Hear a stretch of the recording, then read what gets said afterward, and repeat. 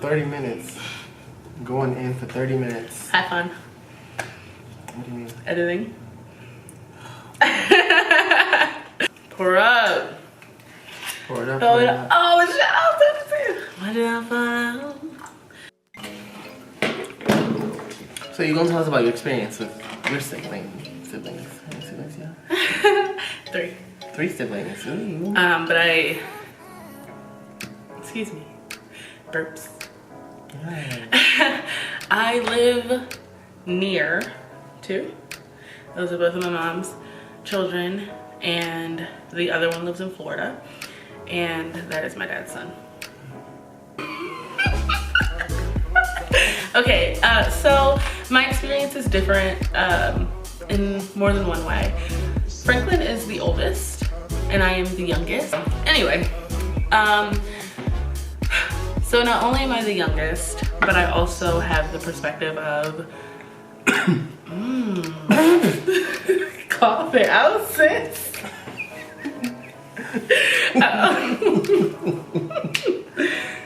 I also have the perspective of being in a relationship, in a non-monogamous relationship at that, even though I don't think either of my brothers know, but my sister knows. Yeah, she knows, and my aunt knows. We're talking siblings, specifically. My brother who lives in Florida, I don't think he knows that I'm queer at all, but that's none of my business. I'm not like living in hiding or anything. We talk about things. I don't think he knows other than my boyfriend. Excuse me. It's fine. You can barely. That much conversation? You can barely hear them because I've had videos where they're just chirping and chirping. Like, damn, bitch, I'm trying to talk. Like, I don't think I've ever mentioned that I even live with my boyfriend to him. But, so I don't share with him like too much of my life, or a lot of my life, I should say. But I talk to my sister the most out of the 3 of them. And I talk to my brother who lives in Maryland when I see him, pretty much, which isn't that often. So I'm definitely closest to my sister, and my aunt. Those are like my top 2. My aunt definitely is more of a mother figure than a sibling figure. So my boyfriend is also trans, which I was dating him before he started transitioning, and we are still together now, 3 years and some change later. So you just gonna sip like that real out? Interesting. So, why are you staring at me? You talking? So, that transition seemed pretty effortless, I guess, for my sister. I don't know, she's so fucking dope. Like, that's all I gotta say. We were both on it. Speaking of,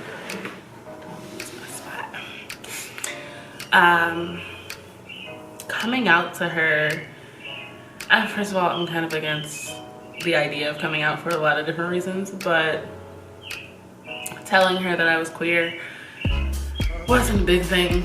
I was just kind of like, yeah, so there's this girl and I kind of have a crush on her. And that was like my first year of college, even though I was acting on queerness and having queer tendencies since I was like a youngin'. So it didn't really come as a surprise to me. It was something that I repressed for a while, but I don't think anyone else knew outside of me and the couple of people that I was like kissing over there, you know, doing kid shit. But I just started kind of living my life, and that was what it was. And I really didn't care if anyone had an issue with it, because that was gonna be me. And my mom wanted to talk about some coming out stories. That one is the money maker. But we are at a good place as well. It was angry. Did you hear it? It was like I can't. But I've never had any issues with my sister. And she's super supportive. She calls my boyfriend her brother-in-law, like that's how close we are. She calls Coda, my dog, she calls him her nephew-in-law. So cute. Yeah, like she's as supportive as they come. And she's Christian, which a lot of people would find like conflict with. And I know that like queer Christians exist. I am not one of them because I'm not a Christian. It's not how I self-identify. But I know that her Christianity is really important to her. And I'm also really important to her. And she has room for both in her life. For me and my life and the people I love and the God that she believes in. And I think that's really cool. And I would not care for being Christian. So it's awesome that she doesn't knock me for being white. That's dope. Yeah, thank you. And like I said, I'm the youngest, so she is almost 7 years older than me. She's 6 years, 11 months older than I am. My brother is 18 years older than I am, and then my brother who lives in Florida is 22 years older than I am. So we are we're pretty far apart. I am like the last child. I am a 90s baby. Same. Come through. Excuse me. So that's kind of my story. I don't know, it's really unexciting. I feel like it's kind of boring. Like, oh, like she's really cool actually. We have a great relationship. Like she annoys me, but it's not anything queer related or religion involved. It's just because like we're siblings and that's kind of how our flow is. Like, I mean, there are siblings that are like, no. True. So that's good though. Yeah, and she's definitely not one of those. And I feel like the connotation with coming out is like negativity over positivity too. Yeah. A lot of people think that there has to be more negative, and maybe there are more negative experiences over positive experiences. But for me personally, well, through my own coming out experience, I tend to think negatively, like, oh, okay, something bad's about to happen, even though it might not happen. Yeah, that's how it was with my mom. Also, the overall thing that I find with coming out stories and coming out events or what have you is that it is expected to be like this grand thing. And for a lot of people, it's just not. They're just kind of like, hey, so yeah, this is my partner or my girlfriend or boyfriend or significant other, whoever. This is somebody I'm chilling with. This is who I like. And it's just that simple for them. And for some people, it is a really big thing. And I don't mean to like demean that at all. Because I get it. For me, it was a big thing to tell one person it was my mom. Which is why the weeks after that kind of like broke my heart a little bit. But now we're in a place where we have like a mutual understanding of each other kind of. And I won't tolerate disrespect from anyone. Especially my mother, not especially my mother, but kind of especially my mother. Because she's important. She is important, but like, also I'm important. Right. And if that's a relationship I had to let go, I was kind of unprepared to, but willing to. And I'm just very, very thankful that I didn't have to. But that's a whole other video. We can do like a whole like coming out storyline or something. I mean, if you're feeling it in the future. Until it comes out. Ooh, they already know my showing out. My showing You're out. showing out. It was a show. What network was on? Logo? MTV? Bravo. Yes. Once again, my coming out. They already know my coming out experience. I don't know if I told you already, didn't I? I don't know. Okay, well. I'm gonna open these. Oh wait, I think so. So for me, my experience with my siblings, I have 2 younger siblings, as you know. Yes. Brother and a sister, 11 and 8. 8 or 11, however you want to do it. You know, some people do, I mean by order, you know, chronological. Some people be doing that sequential, okay? Okay, go on, sis. I'm done. So my siblings don't know, but I've had conversations with them about, like, I've started off with the basic, like, being gay because it's the umbrella term, okay? I haven't talked to them about like being lesbian. Obviously, I'm not in a place to talk about that because I don't identify that way. But they seem pretty chill about it, and kids tend to be pretty chill about those things. And it's just stuff that's implanted in them, like negative things that's implanted in them. So that you have a lot of kids that grow up, and if they're queer, they can't see themselves connecting with who they really are because of those stigmas that come with socialization. But that's another topic. Yeah, I mean, I think, if I may cut in. Go off. I think a part of your experience that's unique is that severe age gap between you and your younger siblings, because there are a couple of different things that come into play. Not only are you like coming out, but you're also like kind of setting the precedent and just laying the foundation and explaining like this is what this is or what have you. It's like,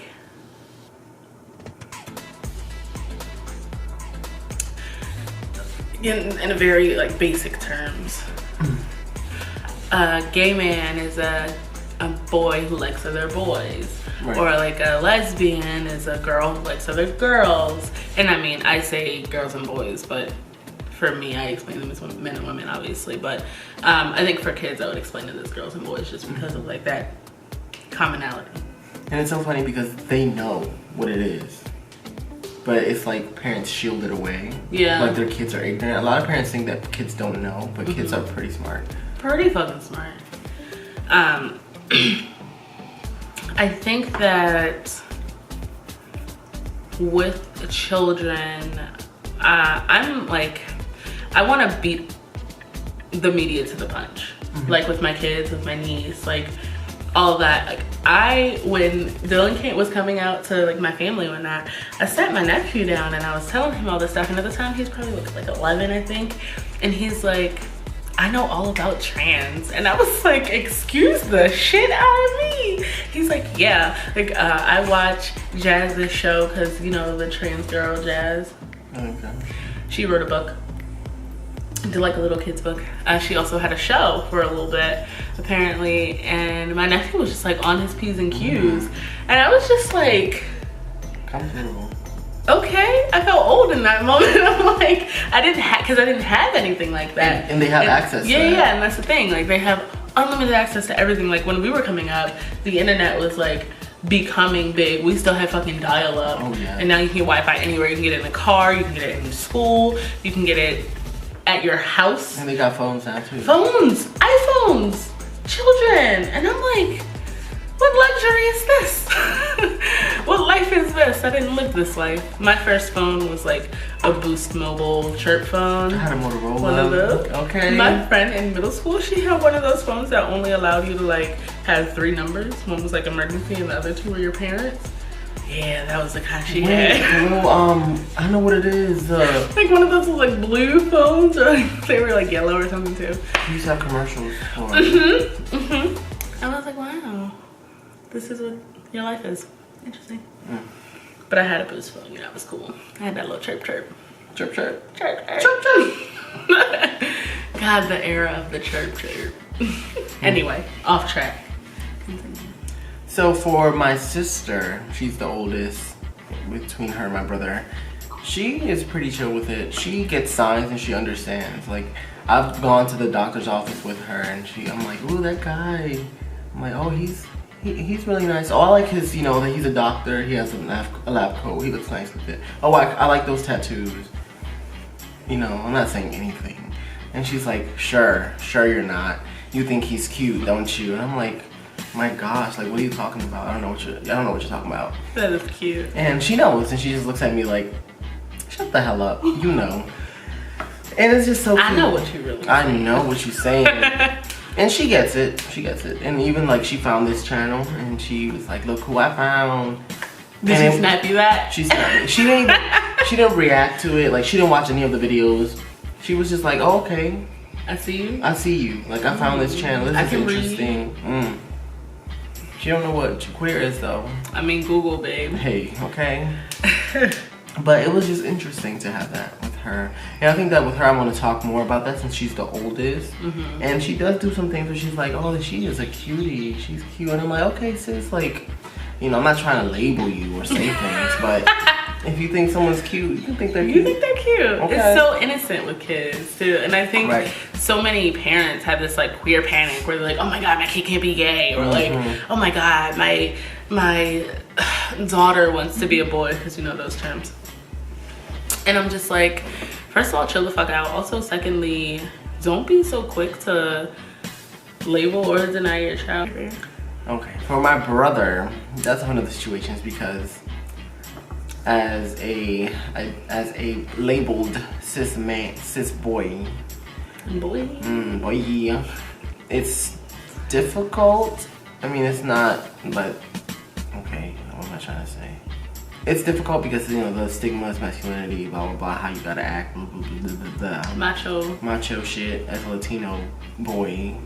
That's a whole nother struggle on its own. But with him, I think he gets it too. You know? And there was just one situation where his friends, like, they, you know, kids always use like these derogatory terms that they don't understand, like the F word. Like, he's been called the F word before because apparently it's normalized to speak. Whatever action you do, oh, you're this. Just like the B word. It's like, it's universal at this point. Yeah. And he wasn't offended by it, honestly. And that's what really caught me. I was like, okay, come through. Don't be offended by it. That's a good sign. Like, because it shouldn't be, yes, it has a negative connotation, but I feel like it should be like blurring away. Yeah. Into like a positive light. Yeah. You know? Because I mean, really what you're saying is that I'm gay. Right. And that's a problem. Also, when the F word is used, there's also equating gayness to femininity, or like creating some like commonality between the two, and then you're acting too much like a woman, and then obviously when you're a woman you're weaker, you're seen as the weaker gender or weaker sex, and please go on. We can talk about this, like, even in Spanish, like maricon. I hate that word with a big passion. You know, I just don't like it because my parents use it so much. And I guess a lot of people use it in DR like as a, this is who I am, like an empowering thing, which is nice. Okay. But a lot of people also use it as a very derogatory thing. So a direct translation would be that, which isn't cute. Especially like if you're calling your kids that if they acting wrong, no. Ooh, yeah. I don't think that's okay. And he's another one. I'll definitely talk to him about it when he gets a little bit older, because he's in that middle age stage where he's just like, I don't care. You were rhyming, sis. Middle age stage. Oh, yes. Yeah, but I want to talk to him. And he even said once, he was like, oh, I wish I were gay. And I was like, okay, what does this mean? Yes. Like, he said, I don't know. I was interested. But the one thing that caught me off guard was there were two, and this is with my sister too, I think there's, even in like the media, there's more representation for two men to be together versus two women to be together. Really? And obviously this is like very binary. I think that's so funny you say that, and I'll tell you why later, but go on. Continue. What is it? Continue. Raven, go on. Go ahead. Okay, so, I don't know, I just feel like there's more representation of that, because when I talked about, like, if you see in a show two guys doing something, or two guys holding hands, or, oh, I like this guy, you know, they've seen that in shows. There's also the archetype, though, to have like the GBF, like the gay best friend, and that's usually a guy, usually effeminate, usually white, right? Like usually very interested and good at fashion and stereotypes like that. Can you pass me that, please? I'm getting warm. Yeah, and those are the stereotypes that they associate and they see. So then when there was like two women together, my brother said, ew. Ooh, that's interesting. And I was like, oh, that's quite interesting. I'm here for it. I was like, this is quite interesting because, that's good. I was like, you understand two guys, right? But you don't understand two women. Yeah. And I was like, what's wrong with it? What's wrong with that? There's nothing wrong with that. What did he say? I think he avoids it. Okay. Yeah. And this is also another conversation too. Like parents are so like into like, I need to teach you how to do this, to be this, to understand this. but you don't want them to go into a world where they have to encounter people who are different from them. Yeah, like on the one hand, I commend it in like preparing your children. I'm just gonna do this because, all right, because I knew that's where you were going with that. Ooh, okay. Felipe. He's good at cooking. Anyway, and on the one hand, it's like preparing your children, setting the precedent for them going out into the world, different things that they'll encounter. And on the other hand, it's implementing your bias onto like the next generation. Right. And I'm like, oof. Like implementing your intolerance, your hatred onto another generation. Because kids are not just born and then they automatically hate certain things. Right. It's not how that works. For anyone who doesn't know or doubted it, it's not how that works at all. Yes, sis, go off. Sis agrees. Sis is like, I'm here for it. The animal perspective is, we don't care. I was about to say, are you done about the guy girl thing? Yeah. I mean, you talked about your aunt and stuff. Yeah. I guess I can talk about that too. Okay, before you go into that. The reason I thought it was so interesting is because how two women are portrayed. What I said? Yeah. 2 women are portrayed together versus 2 men. So for 2 women, first of all, male gaze, super important. Right? Like we're doing this for the guy. Give me attention. Well, let's make out on camera. Oh my God, it's so cute. And then the notion of a relationship between 2 women isn't real. It isn't authentic. It's just, it's superficial. There's nothing below surface for it. It's just sexual, and 2 women can't really have sex. And what else? Anything. Like literally. Cheating with a guy is not okay, but if I have sex with a woman, it's fine. Right. My relationships with women are not, I read this about a porn star. She said that she didn't count her sexual, like her relationships with women as actual relationships. And she counted her relationship with guys sexual relationship. She had her first sexual interaction with a woman when she was like in her early teens. And she had her first sexual interaction with a guy in her late teens. And she considered herself losing her virginity when she was like 18 or 19. Wow. And I was like, tell me more. That just reminded me of something. But I'm like, so, and I hate to take this here, but like, when we're talking about STIs and STDs and things, you know you can contract that from another woman. Right. Right? So what is that then? Also, then we get into a conversation about like genitals and whatever, but you don't have to own a vagina to be a woman. Right. So there's that conversation as well. This is a lot of layers to this. And it's just like the ideal of, to lose my virginity, I need to be penetrated. Yes. And let me tell you, hon, the only thing that can penetrate is definitely not a penis. There are so many other things that can be penetrated by. Also, the trope of like 2 guys together is disgusting, but 2 women together is so desirable. Right. And then we go back to the male gaze. So I think in media, hold on. In media, I see more of like 2 women together, and then seeing 2 men together is like, well then, obviously, this is like disgusting. This is gross. But like nowadays, things are definitely more mainstream on both ends. There's still some things to overcome in media with showing queer relationships, but also typically it's really funny when they show 2 people of the same gender together. There's usually one more masculine presenting and one more feminine presenting, and I'm like, first of all, no, that is not the only pair that can exist. And it's so funny because that legit brought me back to something that I was thinking about. My parents, especially my dad, he was like, so who's the man, who's the woman in the relationship? And I'm like, there's 2 men in the relationships, and don't try to normalize my relationship or understand in your heterosexual way by placing a male and female character in my relationship. when it's obviously two men. Yeah. And I mean, a lot of relationship structures, yeah, there's one masculine and one feminine. This is in heterosexual relationships, queer relationships, what have you. But also it exists where it can be two masculine presenting people, two feminine presenting people, two people who are like more androgynous or gender fluid or what have you. And I think that aspect is important for representation, because a lot of people are like, well, obviously I have to be one or the other.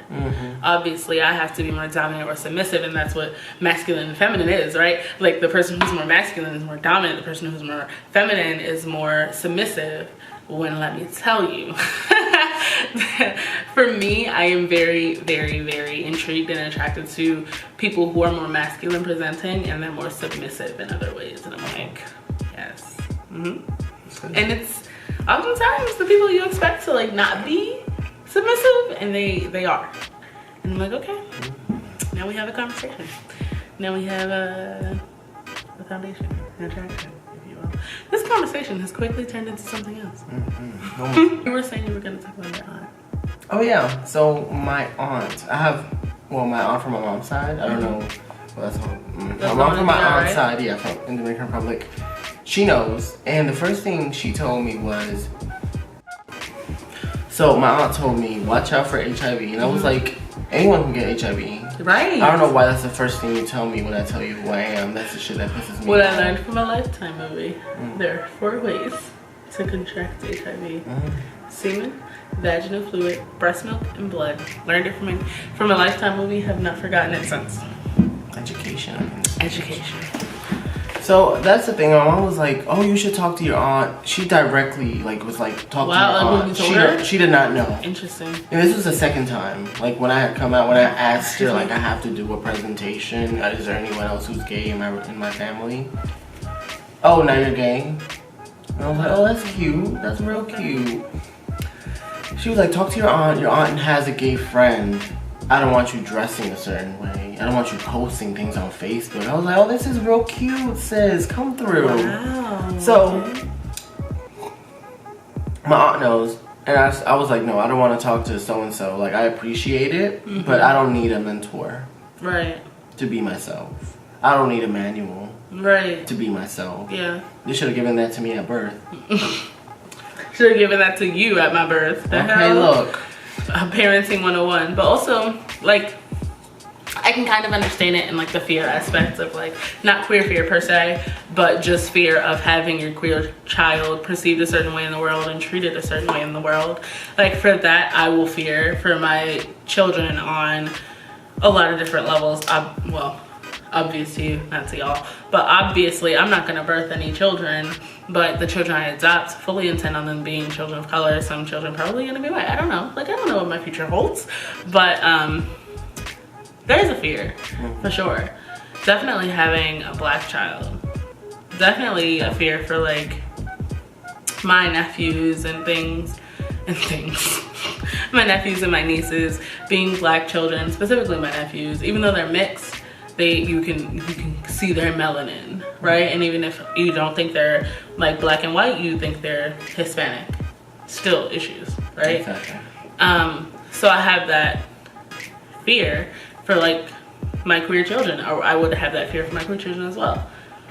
And then we get into conversations of like expression and what that means and how the world reads you and things like that, how people react to you. Because I mean, we are so fortunate in America to be able to express and present how we want to, because in other countries, it's still something that's punishable by death. Exactly. And not even like just your actions, but just being who you are. Expressing yourself, expressing your gender identity, even if someone snitches on you, even if you're not, even if someone saw you like close to a guy, right? If you're exploring and you don't even identify. A lot of people in other countries don't even identify as gay because it's so it's punishable to the point where it's so shamed where it's not an identity. That's so terrible. So in some ways. We talking about siblings and we get to this. We just got here. So I mean, you could probably make 2 videos out of this. Right, but I mean, I guess it's important because you see how much unpacking has to be done. Yeah. Yeah, for sure. I mean, the history of queers United. the history of queer people in America is not rosy and peach colored. But in that same vein, in that same sentence, I say we have gotten to a point, not of the best, but of better than where we have been. Like, we have the whole lavender scare situation, and I don't know if you know about this, but like, you could be fired from your job for being gay. And I mean, you can still be fired in some states for being trans. Right. And they're not protected. Like, trans people are not protected. Right. Yeah. So it's just really complicated. And then people view transgender as in a binary. And I knew it. People view Tell me you wasn't gonna. You get to help out some straight or curious guys out. Boy, bye. But wait, his thing said straight. Did you? It did. You can't go back on that thing. Oh, he's straight, bisexual, pansexual. Oh, fuck. But keep going, sis. Okay, I'm sorry. What is it saying? I don't know. Oh, I was about to go on a tangent of like transgender identity and the binary that is supposed to be outside of the binary but creates another binary and how I identify, but that's really not for this video. Like continue. Yeah, that's cool. Part 2. Yeah, part 2. That's cute. But that's a whole other video. And when we, excuse me. Whoa! Who isn't sober? Raise your hand. You're not sober either. I am a sober, heterosexual, cisgender, about Christianity. White woman. White. Yes. You better live, blonde Susie. Blonde Susie. Anyway, my name is Oval. Oval, like the office. Yes. I own power and I gentrify. Ooh, best die. I'm sorry, I'm done. Okay. Oh man, it's hot. After your point, we're gonna end this and we can go to Ari because we've been rapping. Okay. Raspin.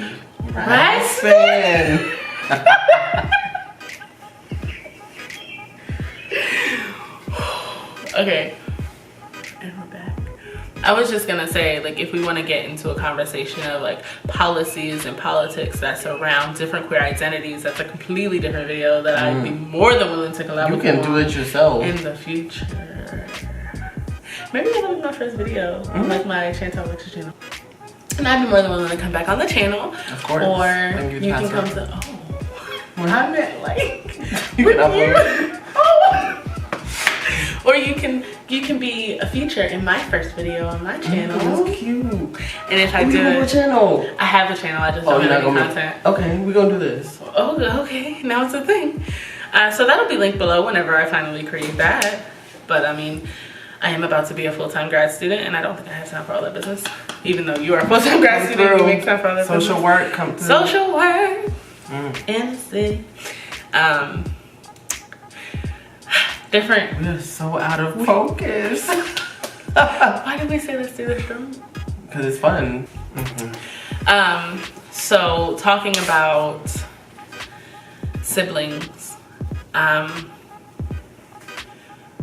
Serving as the older sibling, and this is just what I gather, you can tell me if I'm right or wrong, but serving as the older sibling for younger siblings, you set the foundation in a lot of different ways, especially being their first point of contact with a queer individual. Exactly. And your queer identity is not gonna be like the spokesperson for every queer identity out there, but it's a start, right? Like, it's better than nothing. Yeah, like start here. And then also depending on the type of person you are, whether you're extremely educated about different queer identities or not, you are, but not everyone is. And I mean, not all gay people think trans people should be accepted. But again, another thing, my point is, don't take it for granted how you lay the foundation. Right. And I mean, similarly, as a younger sibling, you are probably the first point of like close contact that you're. Yeah, younger. Oh, okay. I'm the youngest. Oh, I thought you was home. Okay, go. You okay, sis? I'm fine. Sometimes being the younger sibling, you may also serve as the first point of close contact that your older siblings have for seeing a queer person. Like, correct yourself. Yeah. Like, oh, you're doing this thing? Oh, I'm seeing this queer fear? Oh, we about to knock it out real quick. Or sometimes you have to completely bypass the parents, because my brother is both of my siblings, all three of them actually, are parents. My oldest brother, he has stepchildren, and they are probably like my age or something, because like I said, we're 22 years apart.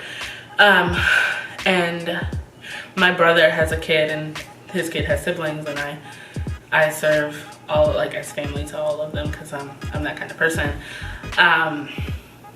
And sometimes when queer fear like tells a parent to do this or to stop this behavior, I'm like coming behind them like, actually listen, that's not all bad, but let's like sometimes like take these precautions and like understand like being careful about who you show certain things around. And that's how I feel too, like with my sibling, when my parents show them things or they do things, I'm like, well, did you consider this perspective? Yeah. And like, I can tell you that like 70 to 80% of the time they're like, oh, I didn't think about that.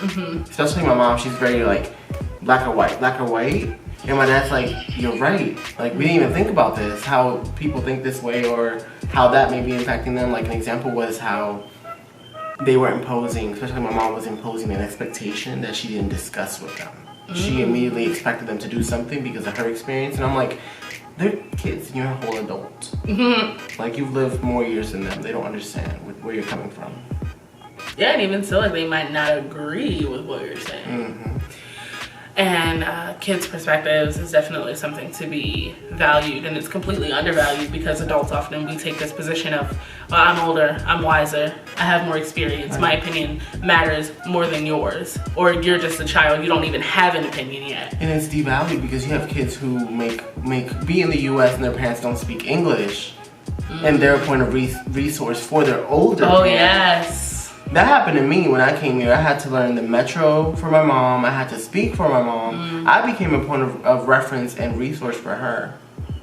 So it's like, you know, it's interesting you say that because in my classes when I was in my undergrad degree, we had a whole like lesson on CODAs, children of deaf adults. So hearing children with deaf parents and how they were like the interpreters for their parents and how like the information had to pass through the hearing person from like pass through the child into the parent.